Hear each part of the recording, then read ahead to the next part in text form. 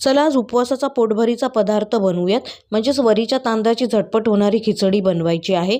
पॅनमध्ये तेल घातलेलं आहे 2 चमचे, 1 चमचा जिरं घालायचं आहे. जिरं चांगलं फुललं की हिरवी मिरची घालायची आहे बारीक चिरून. तुमच्या आवडीप्रमाणे मिरची घाला. मग एक मीडियम साईजचा बटाटा घालायचा आहे बारीक चिरून, छोट्या फोडी करायच्या आहेत. अर्धी वाटी उकडलेले शेंगदाणे घातलेत म्हणजे ते पटकन शिजतात. आधी भिजत घातले मग उकडून घेतलेत. 1 वाटी वरीचे तांदूळ घालायचे स्वच्छ धुवून.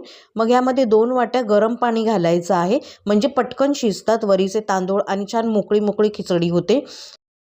आता ह्याच्यातलं पाणी कमी झालं की थोडं मिक्स करायचं आणि झाकण लावून एक वाफ काढायची. गरम पाणी टाकल्यामुळे खिचडी पटकन शिजते आणि झटपट होते.